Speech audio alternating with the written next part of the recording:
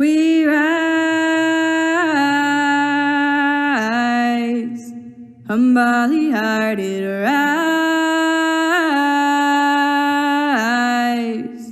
won't be divided, rise,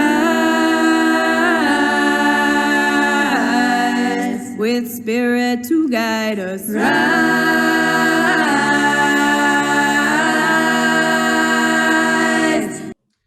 Good evening, everyone. Erev Tov Lekulam. It's such a pleasure to be with you all tonight. I'm coming to you live from Providence, Rhode Island. My name is Rabbi Josh Bolton. I'm the executive director here at Brown RISD Hillel. And we're so grateful that you could be with us tonight. You're beaming in from wherever you are across the country, maybe across the globe, for a really quite a special and important conversation tonight. Our conversation, of course, is about racial justice, the experience of Jews of color, and our American Jewish community. I want to begin with some praise and some gratitude and some thanks, but of course, I want to just step back for a moment and acknowledge that this conversation that we're going to be able to have tonight, and we're so grateful to welcome Rabbi Sandra Lawson with us from North Carolina. This is a conversation that is obviously central to the American Jewish community today. It parallels the significant and critical conversation about race and justice in America. And of course, it comes at a time in which the American Jewish community itself is both reckoning with, coming to terms with, and beginning to understand with greater self-consciousness its own diversity and the ways in which it has or has not lived up to the promise of its very diversity. One thing that we can be quite proud of here at Brown RISD Hillel is that this conversation is not new. And we're already several years, a handful of years into being a place where Jewish students of color can gather, can find a voice for themselves and a place for themselves within the Jewish community here. And, I want to give a lot of props to students in our Hillelin with Melanin student group, which is an amazing student group for Jews of color here on campus, as well as students who have centered the conversation around racial awareness and justice. The Hillel Initiative for Racial Awareness and Justice, HARAJ, which has been an initiative that is still quite active here on College Hill.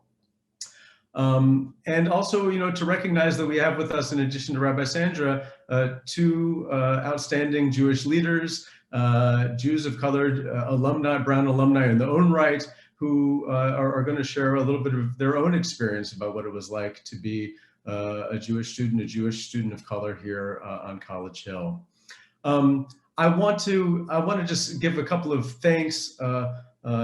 Begin, of course, with some of my colleagues, Rabbi Michelle Dardashti, who we'll hear from a little bit later, who has made this work so critical and raised the voice of this work so importantly on our campus, as well as my colleague Jordan Mann, who's with us tonight, who has helped really lift up our Hillelin with Melanin student group, as well as contributed in lots of awesome ways to making the Jewish student experience here on College Hill something quite unique and awesome.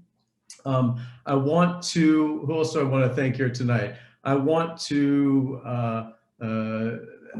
also want to give special thanks to Daniel Carey, who is a Brown RISD Hillel trustee, a Brown alum, and he is a member of the Brown RISD Hillel Alumni Events Committee, which really gave initial vision for this event tonight.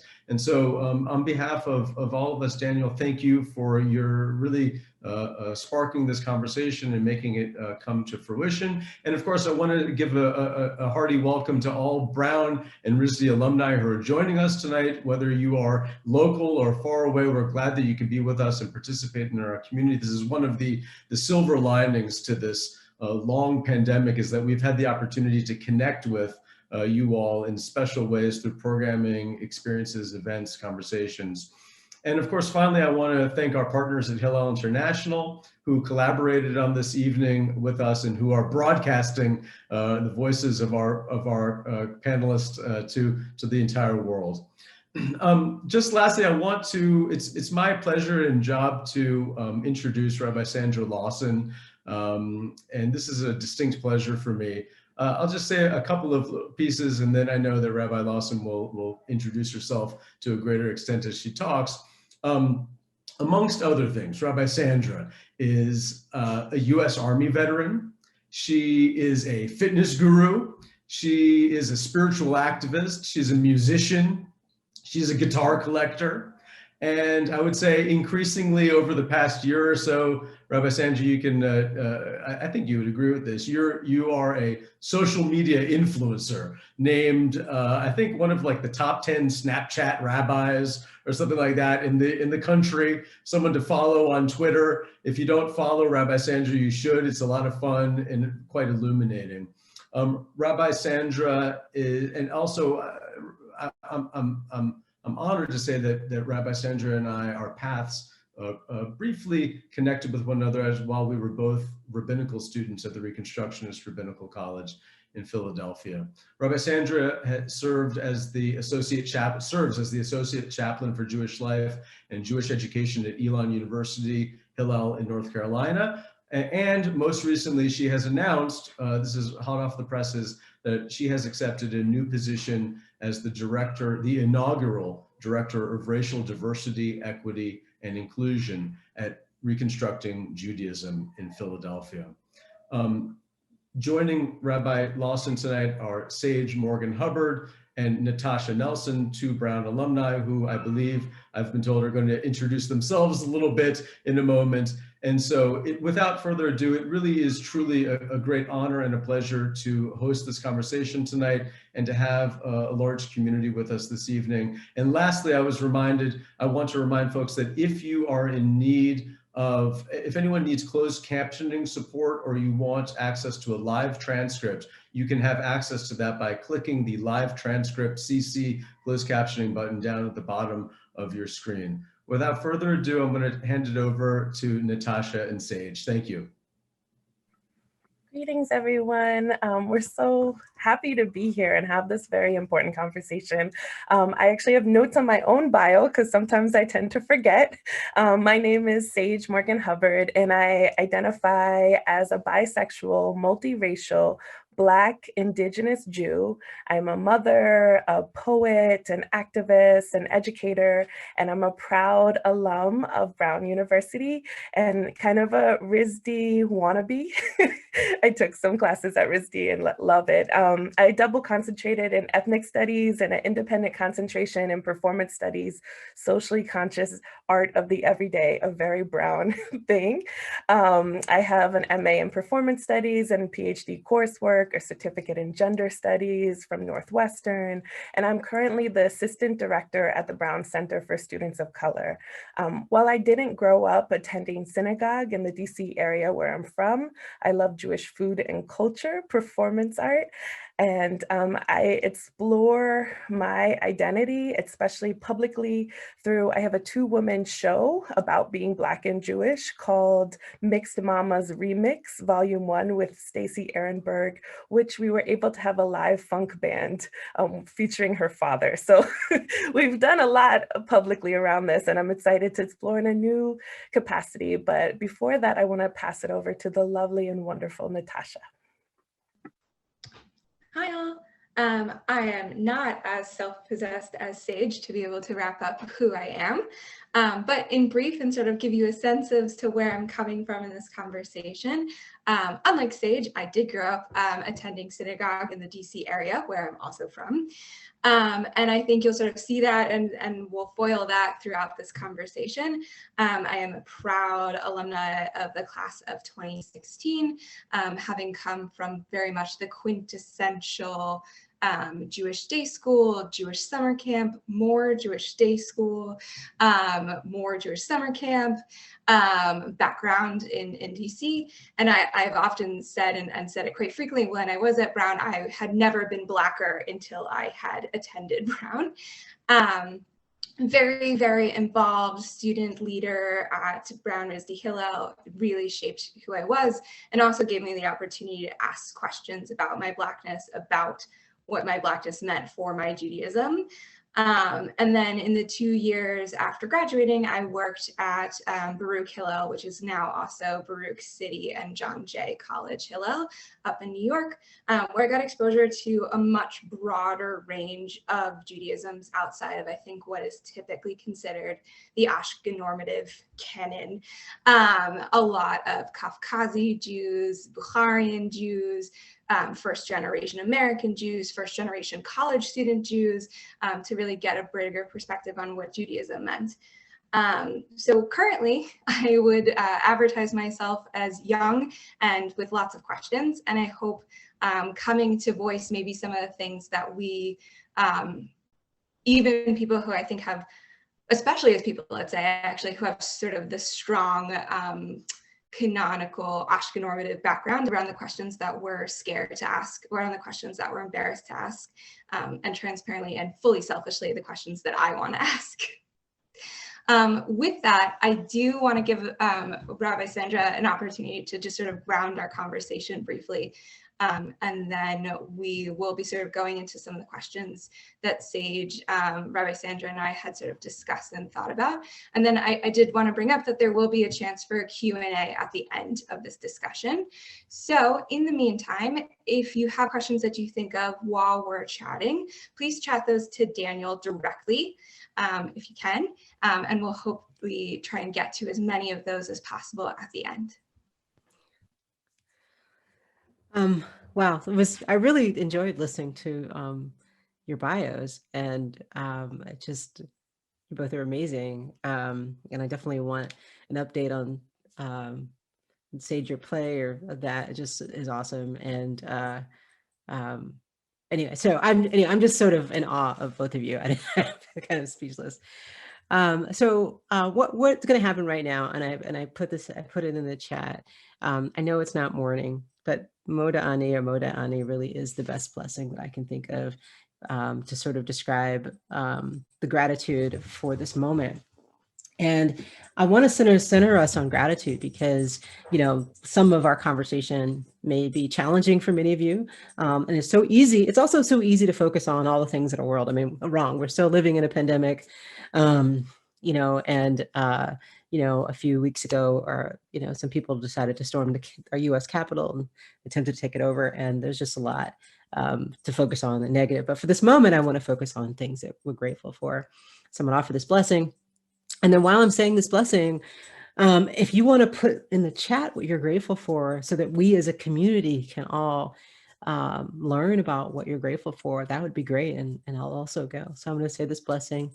Moda ani lefanecha ruachai v'chayam shezarta bi nishmati b'chem l'chaba ba'aminatecha. Give thanks to you, the divine source of life, for restoring my soul and breathing life into me, and you, the divine source of life, are awesome. And I'm grateful for this moment to be at Brown virtually and to be in dialogue with two amazing young people of color.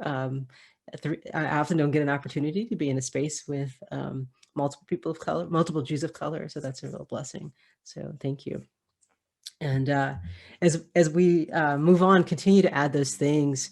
Yes, grateful for remaining healthy throughout 2020. That is definitely a blessing, Sarah. I'm not going to read them all, but the ones that sort of catch my eye. The other thing that I want us to do is that, we're living in a moment of a lot of pain, a lot of strife. And we're living in a moment of sort of racial reckoning in our society. And I want to offer a blessing of healing, Misha Barak blessing. And I'm doing that because, one, like I said, we're living in an actual pandemic, so there's a lot of pain there. But also, maybe some of us didn't realize that our society was not equitable until George Floyd. And you may have a lot of guilt or shame around that. Or maybe you did know that our society is really racist or not equitable, but you have reached a moment that you can't just sit there anymore. Or maybe you're on your own journey of learning. And I'm saying this because for this next, 45 minutes to an hour that we're together, I want us to let go of some of that, so that we can truly listen. And the other thing too is, if something comes up that makes you uncomfortable, I invite you to be uncomfortable, to stay uncomfortable, because in order to grow and move, you need to be in that space where you're uncomfortable, so that I promise you'll move through it and it will get better. If you dismiss some things that you hear around racism, you're missing an opportunity to learn and to grow, and you're missing an opportunity to help our society heal. So I learned this from a colleague, whose name I'm blanking on, and I say it all the time, and I can't think of her name right now. But she didn't write it. Amy Lewis, Rabbi Amy Lewis, that's her name. She did not write this, but that's who I learned it from. And so I'm going to offer this. And if you know the tune, you can sing it with me. And I hope that it offers some healing for all of us. When the world is sick, can't no one be well, but I dreamt we're all beautiful and strong. When the world is sick, can't no one be well, but I dreamt we're all beautiful and strong. Misheberach Avotenu Abraham, Yitzchak, veYaakov. Misheberach Imotenu Sarah, Rivka, Rachel, veLeah. Hu yivarech v'yirapeh et kol ha'olim. Hu yivarech v'yirapeh et hakol. Hu yivarech v'yirapeh et kol ha'olim. Hu yivarech v'yirapeh et hakol. When the world is sick, can't no one be well, but I dreamt we're all beautiful and strong.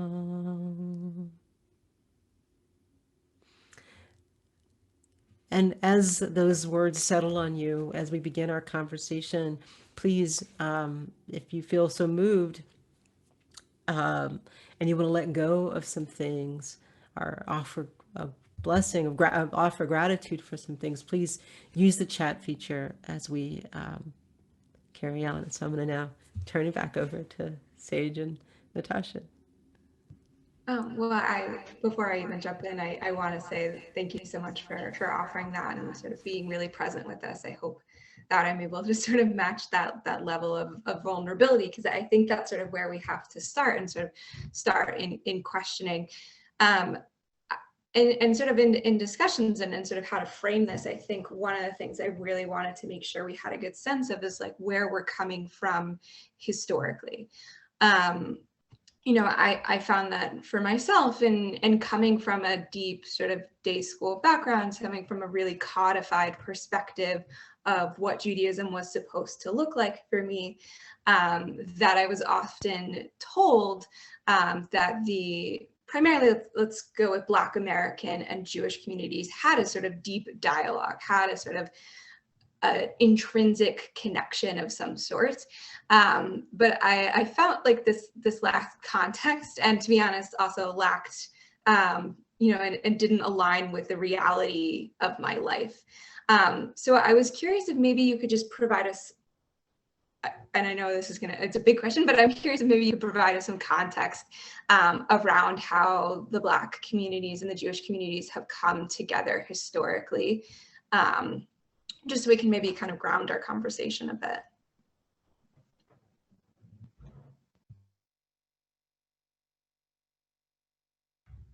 Oh, Rabbi Sandra, you're on mute. It's the first one of the evening. It would not be Zoom. That doesn't happen to me at least once. Okay, so when the wave of Eastern European Jews immigrated to this country in the latter the 18th, 19th century, they weren't seen as white, and many of the Jews, especially the ones that escaped free as Hitler was coming into power, saw from their own experiences what happens when people are racialized and when one group is sort of treated as superior to the other, and they come to this country, the sort of land of the free, and they quickly recognize how Black Americans are treated. And many of those rabbis were incredibly outspoken. And actually, I just started reading some words from Albert Einstein, which I didn't even know that like today he would be like this racial radical. Like he,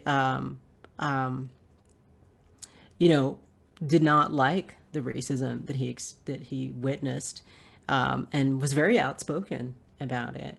Many of us know about Heschel and his relationship with King, and some of us know that many of those Jews from Eastern Europe came to teach at historically Black colleges.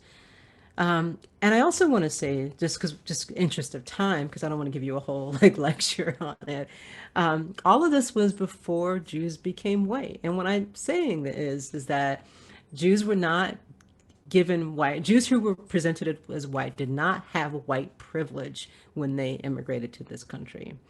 And over time, as Jews immigrated into whiteness at a cost, I mean, just like every other European group that immigrated into whiteness, or assimilated into whiteness, I should say, lost, their culture. We don't often say, Italian American, German American. We just say like white, or we say American.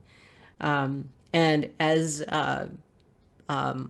Eastern European Jews immigrated into to whiteness, losing some culture, and so on some extreme, maybe even like plastic surgery or changing of names to sound more Anglo, and Jews moving into the suburbs, those relationships started to get lost, and American Jews sort of buying into the same sort of racist tropes that the rest of America has about people of color. One thing I want to also say, to your point, Natasha, is that, we look to the relationship of King and Heschel as a relationship to be lifted up, and it should be. I admire both of them and see both of them as heroes. What gets left out of the conversation when we talk about Heschel and King is that they had an actual real friendship and real relationship. And that is lost. Like, you have a lot of people who want to talk about those two or do the work, but have no relationships with people of color. And in order to truly understand the struggles that people of color have in this country, and to really work for racial justice, you need to be in relationship, or at least be honest about your relationships with people of color. So. Yeah. No, I really resonated with a lot of what you said. I remember getting to college and learning about different communities assimilating into whiteness, and sort of thinking of it as a more fluid concept than a sort of strict concept, I think, which was how I had pictured it before. And I think you bring a lot of really good points to the forefront. I had sort of wanted to then ask you what you felt like might potentially present barriers, or what has changed today. And I do think you obviously brought a lot of that up in your last answer, but I am curious if there are things that maybe you wanted to add on to that, or you saw as maybe seminal challenges between the communities coming together today. I think that we are at a unique place in time in our history.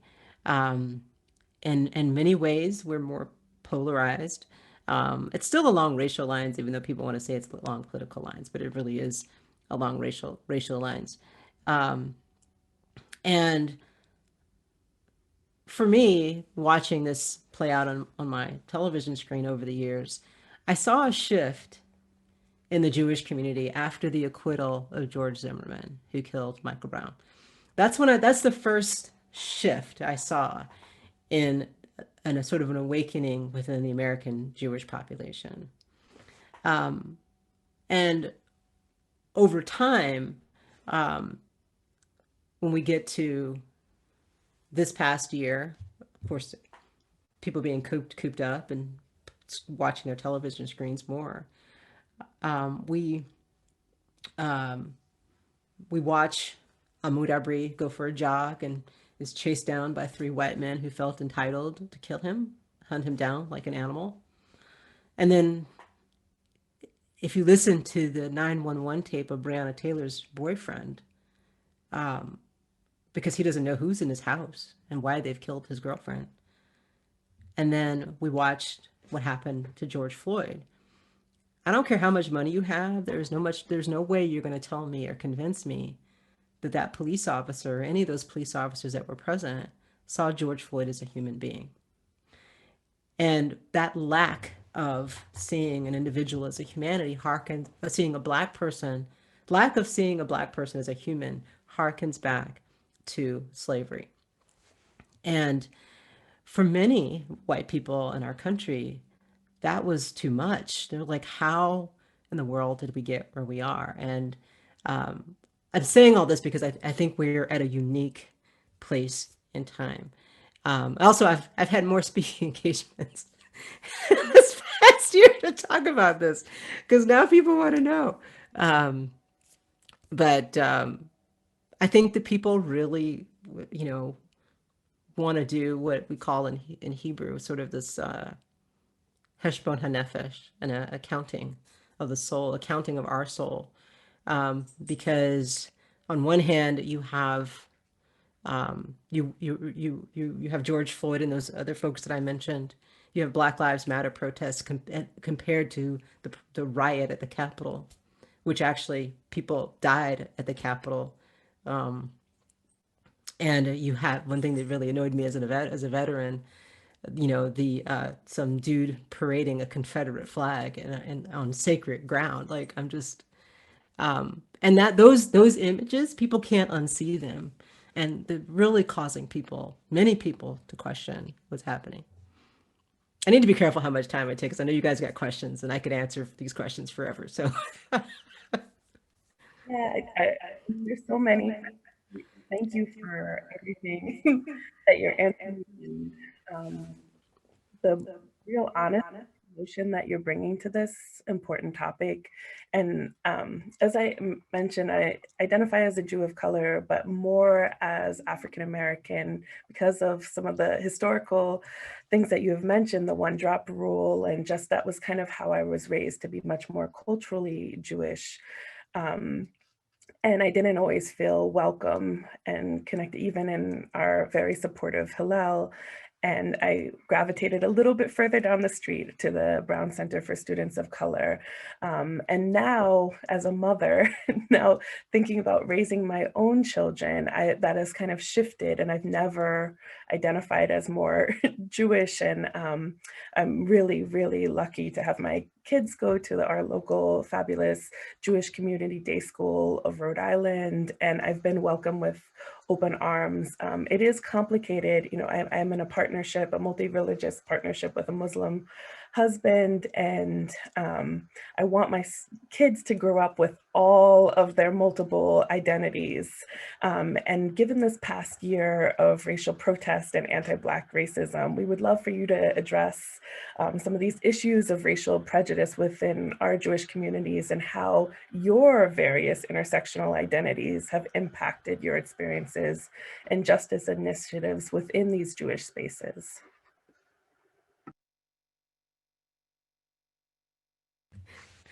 I'm laughing because the mute thing. I adopted into this tradition.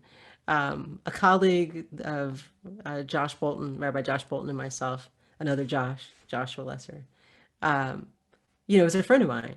And as friends do, he's like, hey, we're having a Hanukkah party, close friends, like, we're having a Hanukkah party. Why don't you come over? And of course, the story's longer than that, but I'm trying to condense it. So I went, And I'm an introvert, and the person who invited me was busy. So I had to, like, figure out how to entertain myself. And I still remember that first night very well. And what I'll say about that, it was the first time that I had been in any religious space where everyone there could just be themselves. Like, the kids were doing what they wanted to do, the parents were getting what they needed. There was a helper dog who was doing what he wanted to do, and a blessed memory because he passed away. Um, and I was like, wow. And then they had this prayer that began with, like, it was a gay founded synagogue, and the prayer that began with, like, we as gay and lesbian Jews. And it was a prayer that envisioned a world where gay people could just be themselves in spaces. And I was like, wow. I didn't understand a word anybody was saying, which probably is why I have this visual image of what happened that first night. And I don't know, maybe it's because it was Friday night. I wasn't much of a party person. I just kept going back. Even when Josh wasn't there, I just kept going back. And I also, there were activists that I knew in the community that were there, and I didn't know they were Jewish. And so I kind of knew some people. And I'm saying this because that place in my mind was embodied radical hospitality. No one asked me if I was Black. No one asked me, or not if I was Black. Nobody asked me. They all treated me like I belonged there. Like, you just, the way that you treat people when they're part of your community, even asking me questions as if I was part of the community. And I was like, I'm just visiting. And like I said, I kept going back. And eventually I realized that full membership meant converting. And I remember Josh saying something to me like, you're converting to, like, the Jewish people, not just Congregation Beit Averim.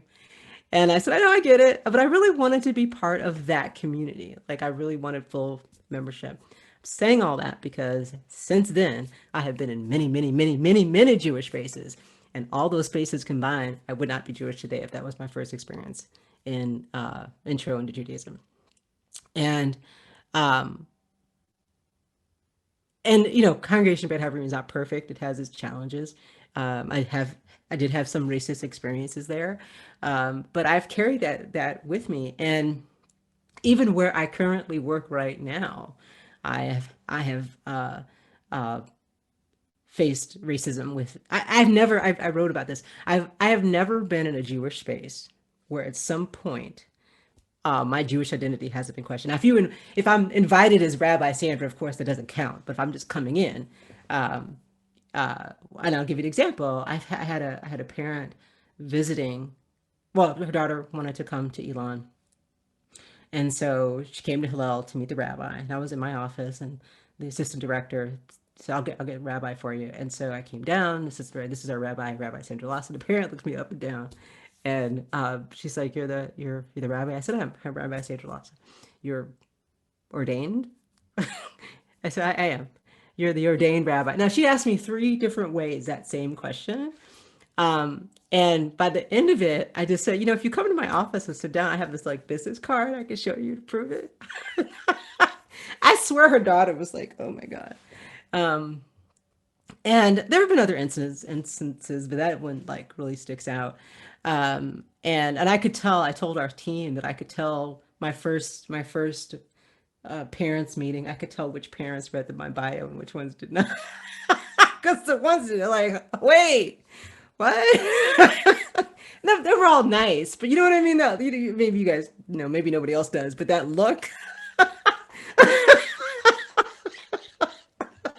Like, and like the extra nice after the clumsy awkwardness. Yeah, so that, yeah. And I do, humor comes from pain, and I do like to make jokes. And I've had some really horrible experiences with people.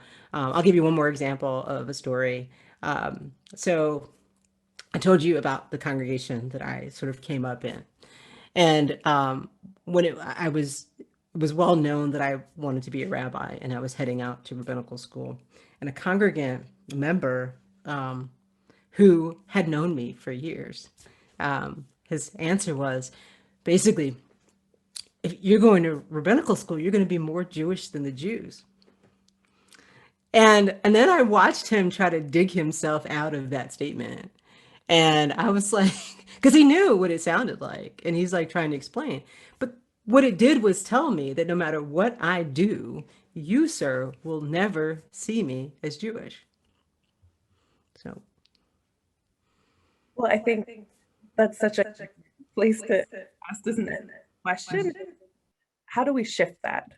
What are the concrete steps, and what roles should white and white passing Jews step into when exploring racial differences and cultural differences in our own communities? Well, one thing, I don't know if you know who Rabbi B'nai Lappi is. She started SFARA, the queer Talmud group. I love B'nai Lappi. I've talked to her on the phone. I've been on a Zoom call with her. And never met her physically, but I think she's just awesome. And one of the things that she said in a conversation was that it was important for her to see a critical mass of queer people in leadership positions.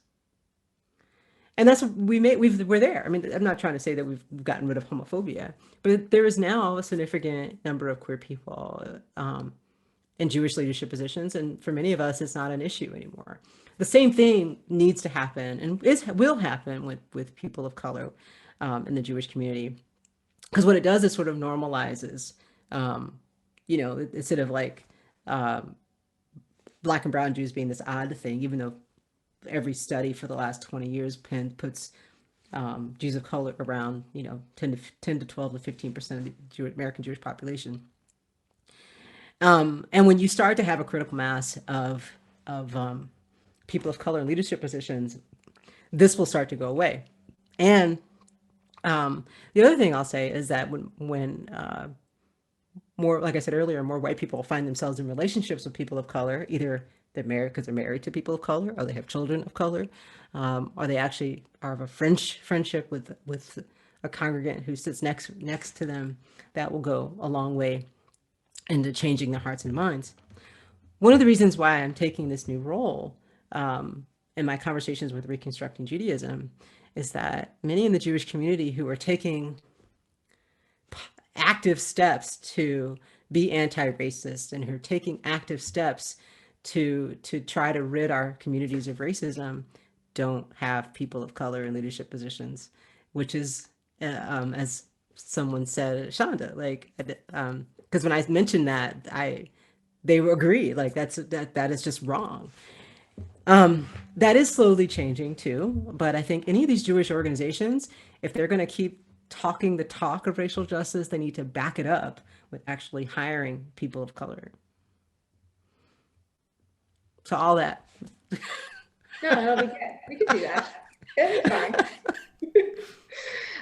No, and you're right. It goes back exactly to your point of, only you, me, and Sage getting it. Like, ideally, that we shouldn't be in such a state. But I did and I promised to bring us into awkwardness, and I promised to bring us into questions that I thought perhaps people would be reluctant to answer. And so I think it has to come to the forefront. It is time in the Jewish event to talk about Israel. And I myself have felt when being on campus, and I think sort of making that same call that it seems like Sage made in terms of choosing a building, it often felt, I think, a little bit like choosing a side. And I think some of that comes down to perceived tensions or real tensions between minority interests and Israel interests, to put it probably poorly. So, I think there are some groups within the Jewish community, especially, that have had reservations around supporting racial justice platforms. And it has to be fully named that people have issues supporting Black Lives Matters, citing tensions to embrace those with the support of Israel. And I think that really presents a real awkwardness for people who want to be actively engaged with Black Lives Matter and who want to be actively engaged in these types of conversations. So I think, and I promise to also be young and have lots of questions. One, could you maybe just break that down for people? Where are people finding that tension? Why is it maybe that someone's turning to you in shul and telling you in synagogue that you shouldn't be supporting Black Lives Matter, or you, when I was a student at Hillel, shouldn't be putting a Black Lives Matter sign in the Hillel, which I am proud to say did not stop that from happening. But where is that coming from? And I would love for maybe you just to outline that for people quickly. And then also being mindful of times, I'm wondering if I could also add on to that and ask you, maybe as a campus leader, as a religious leader, and as a person, where would you see some opportunities to change that narrative? So hopefully I'll get all that in my answer. One, I mean, and not in any particular order, you know, the three founders that came up with the hashtag, one of them was Jewish. I think her name was Eliza. That is so lost in the conversation. The other thing is, I think that many in Jewish community do not understand grassroots organizing. That there is no hierarchical structure in Black Lives Matter. Black Lives Matter is a hashtag, a call to action that started pretty much after the acquittal of after the death of Trayvon Martin and the acquittal of George Zimmerman, his killer. And took hold gained a life of its own.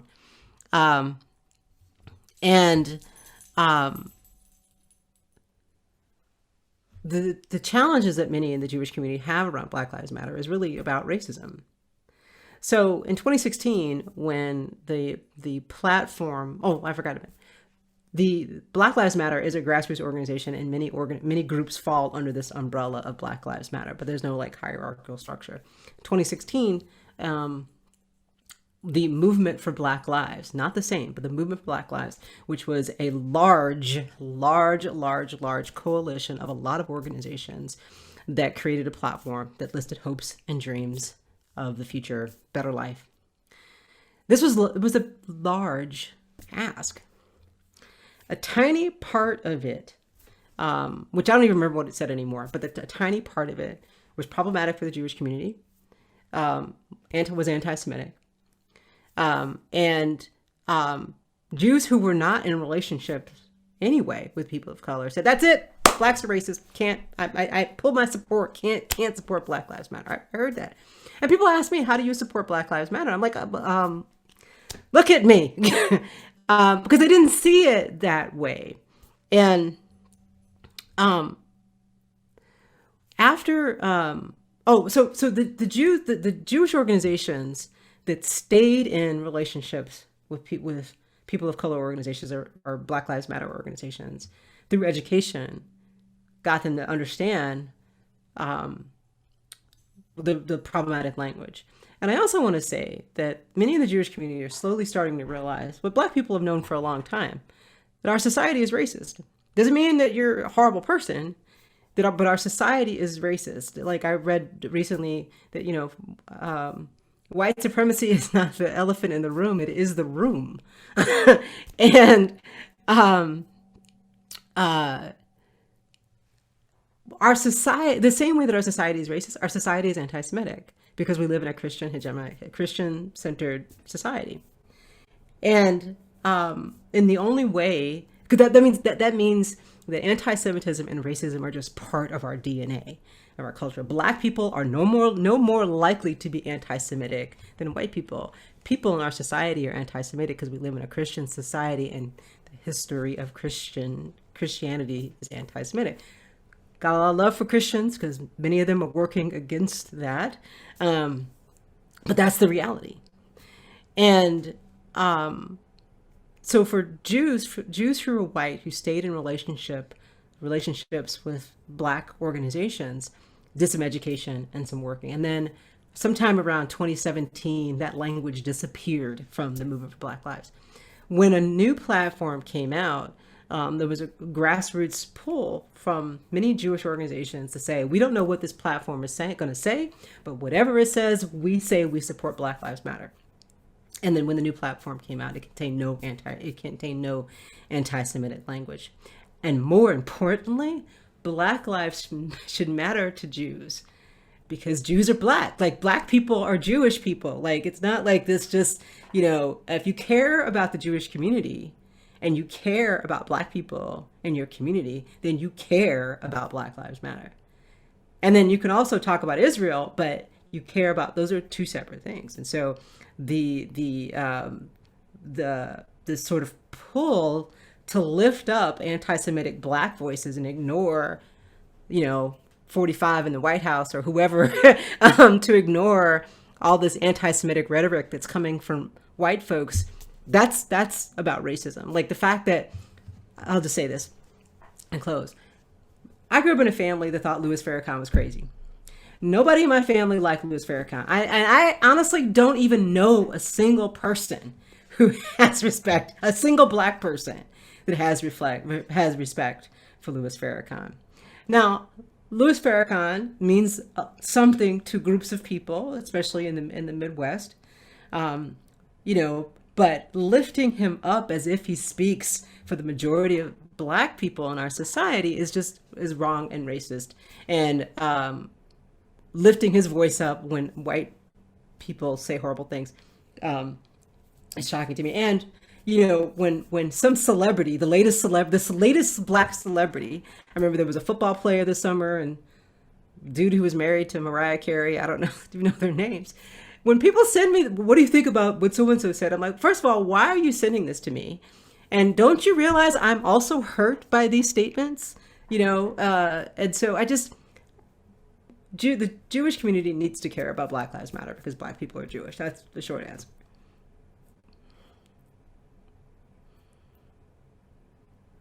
So you can tell I'm getting relaxed. So, like, it's almost my bedtime. Well, if we talked in the morning, I'd have more polished answers, but you're getting more relaxed. Sandra. We like that. I think we're taking a moment to really think it. And we want to know where we go from here. It's particularly, I'm coming from Brown and RISD Hillel and Providence, and what are the unique opportunities that exist in the university context that allow for greater or lesser engagement across communities? Can you say that again? It took me a minute to mute myself and I didn't hear what you said. Okay. What are the unique, I'm going to write it in the chat too, but unique opportunities on college campuses to allow for the next steps in having these conversations? And are there some, I'll just add the second part too, are there some solutions for understanding communication, compassion and allyship, especially us, coming at an individual level as well as at a communal level? So it's a multi-part big question, but any of your thoughts would be helpful. Yeah, so college is this awesome time where you leave the comfort of your parents' home and whatever you were taught at home and come into an environment where people have different viewpoints than you might be used to.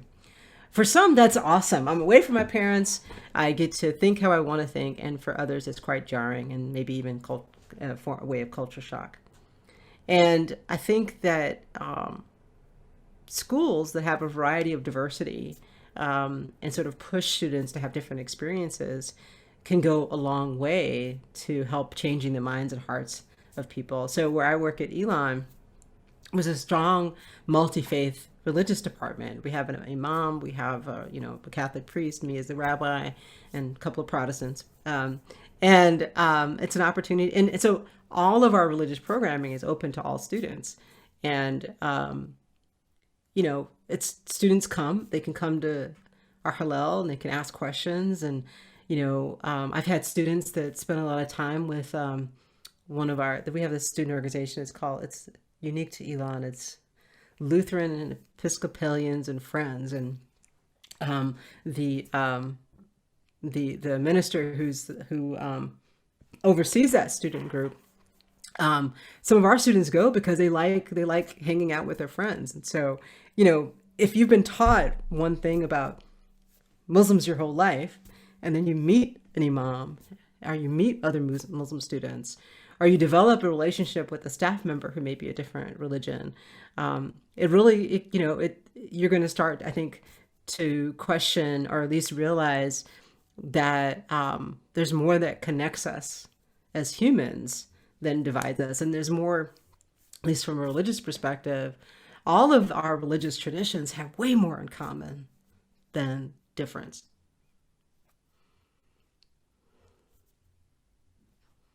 I'm gonna jump back in here and sort of start some of the Q&A questions, or sort of questions that had come in as we were chatting.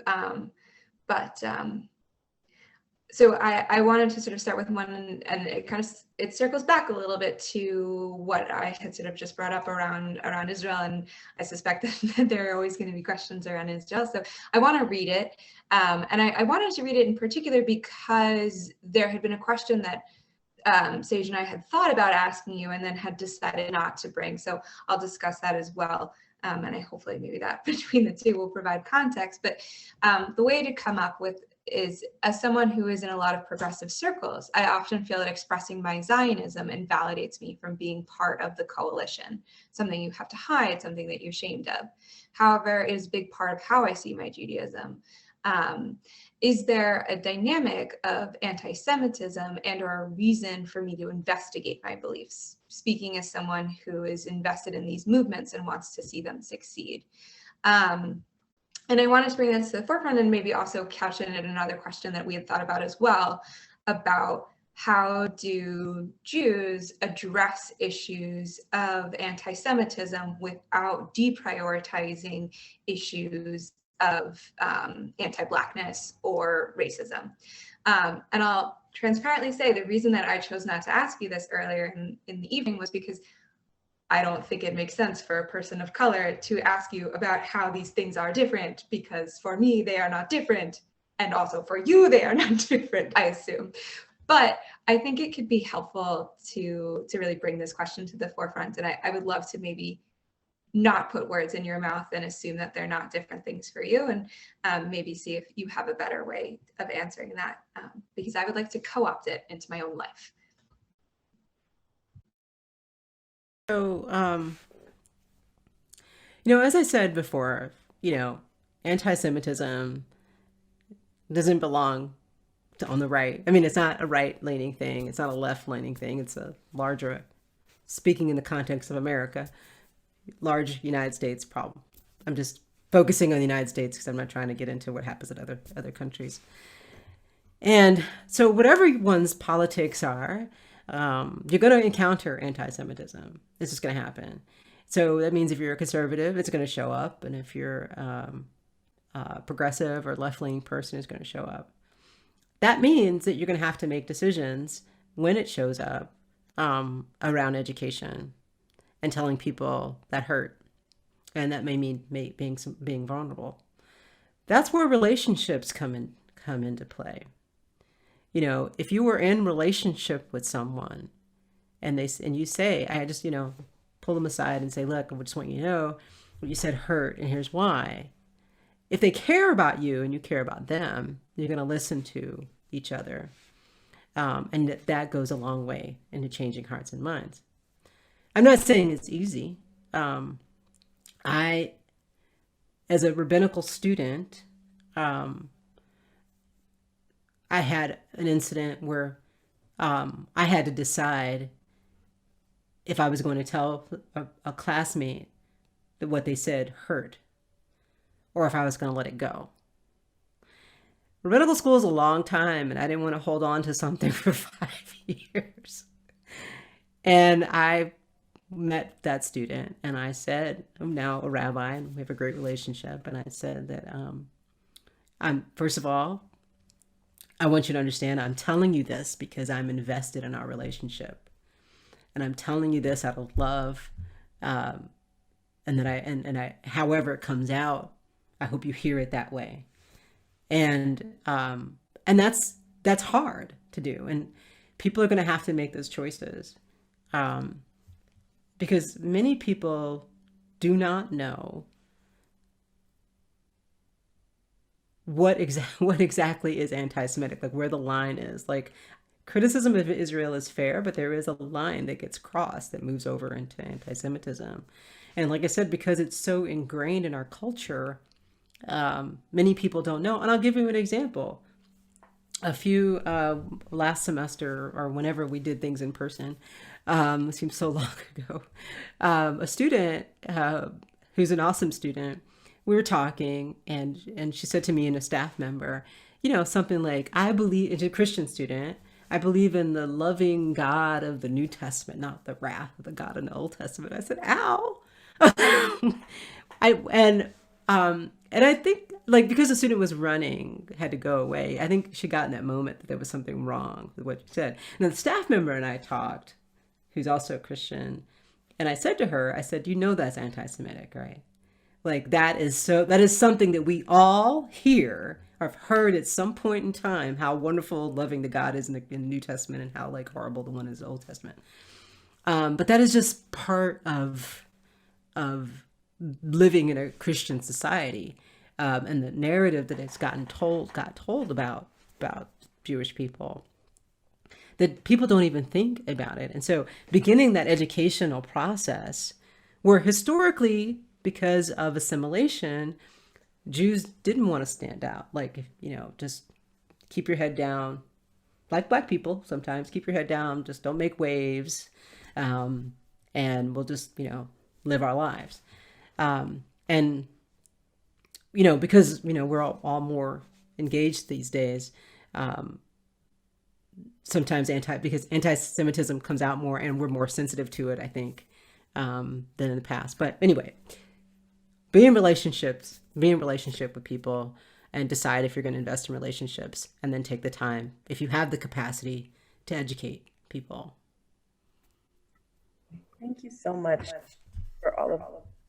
I really want to end with one more question from the audience that I'm sure you're getting a lot these days, particularly in your new role and speaking engagements and beyond. I know you gave us some concrete examples of hiring people of color, but how can we support, or what's the best way of going about creating diversity and equity task force and doing this anti-racist work that's not tokenizing?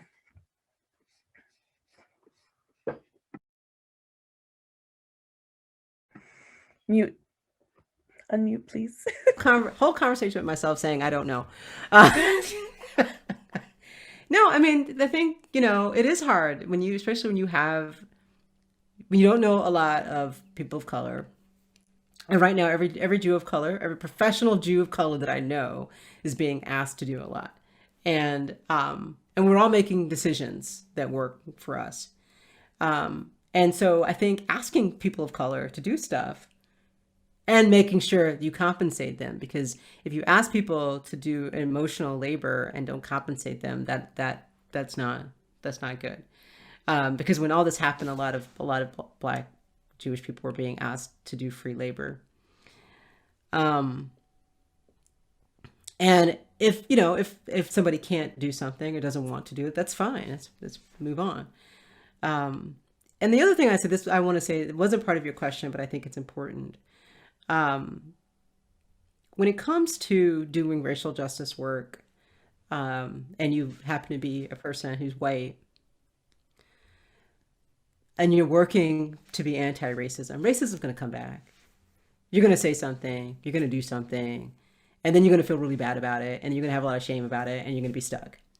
And what I want people to understand is that when you screw up, or when you say something that's racist or do something that's offensive, and the person you've done it to has forgiven you, then it's time for you to forgive yourself. If you keep holding on to the shame, like, oh my God, I really messed up, that doesn't help anyone. You just have to do teshuva on yourself, forgive yourself, do the work for forgiveness on the other person, but then also forgive yourself so that you can do better next time. That's a beautiful closing. Unfortunately, we're at time. I know I sit here and listen to you talk and have this dialogue for a long time. And from Natasha and I, we really thank you and are so grateful that you exist in this world, that you are yourself fully, that you share your knowledge so openly and beautifully, and continue to grow with all of us as we navigate really difficult times this year. So this has been really heartfelt, and I want to pass it to our friend, Rabbi Michelle Dardashti, to help us close out this evening. Thank you. When the world is sick, can no one be well? But I dreamt we're all beautiful and strong. So, you know, that's so beautiful. And you've helped us sort of envision the dream through your beauty, each of you tonight, your beauty and your strength. I want to just first pause and say, like, everyone on this call, to the 112 people on this call, like, this is what Jewish leadership looks like. It's beautiful and it's strong. But, you know, it's, you know, Rabbi Sandra said earlier tonight, you know, we're in a moment. And you named how, like, right now you have more requests than ever to come speak, and like how much pressure really and the emotional labor on Jews of color and people of color right now to speak. Right, and it's a good sign, right, that we're in a moment that people are wanting to talk about this, and like, but, you know, if we can take a cue from the good book, from the Torah, we're actually like in a moment like that. You know, I'm a rabbi, I have to tell you, like, I'm thinking Torah tonight, which is that, you know, this week we're at the foot of Sinai. Like B'nai Israel last week, it was like we experienced redemption. We like stood at the foot of the sea and we were like, we're free from Egypt, yeah. And then this week we like stand at the foot of the mountain and we're like, yeah, I'm so illuminated by Torah, yeah. And then, like, you know what happens next week? Next week's Torah portion opens with, when you buy a Hebrew slave. Like, no joke. Like, not only did it seem like we didn't like stay in the, yeah, we like regressed. When you buy a Hebrew, like in the book of Exodus, the book of freedom. And I think the message is like super clear for us, which is that, you know, just like in the Torah, it's like creation, redemption, revelation, and like now we're illuminated, now we're woke, we've got the information, we've gone to a bunch of talks, we've read White Fragility, we've like listened, we've read like Ibram X. Kendi, like we are woke, we've revelation. And yet, like, we're not even like a book and a half through the journey of the Torah, for instance, and we're like still baby steps on this journey towards being the anti-racist community and building the anti-racist Jewish communities that we want. You know, just like the Israelites, we as Americans and as American Jews, we have a lot more learning and marching to do before we get to the promised land of an America that is as just, that's really a just and equitable multiracial democracy. And we're gonna keep marching. We're gonna stay in this place that's uncomfortable. You know, this place that's uncomfortable is the Midbar, is the desert, right? Like some of you heard me teach about the tragic gap. You know, the tragic gap is the gap between the like, well, you know, the world is sick and can't no one be well. Like we're this society, we're just too racist and anti-Semitic. That's like the corrosive cynicism on one side of the gap. And then the like, but I dreamt we're all beautiful and strong. We're all already there. We're in the promised land. And that's the irrelevant idealism. And we need to stay in that gap. We need to stay in the midbar, in the wilderness, in that discomfort, and keep doing the heavy lifting that we need to do. I'm really, really grateful for the work that BCSC does on our campus around that. And Sage, you know, I'm so excited that you're someone that's there and there's partnerships that we can be doing. And I'm so grateful that we have leaders like you, Rabbi Sandra, and obviously you, Natasha. I was looking back at a Devar Torah you gave on Rosh Hashanah years ago about Hannah and being seen in your full like Jew of colorness. We need these voices powerfully. I just wish, Rabbi Sandra, that like, you know, Adam Lehman had grabbed you so that you'd be like Hillel International's director of racial equity. Okay, different time. Anyway, all I want to say is that really thank you. Thank you to you all who I consider sisters and friends and deep colleagues. Really thank you so much for being with us, for giving us a taste of beauty and strength and revelation, and may we take it forward and do something with our freedom. Thank you. Good night.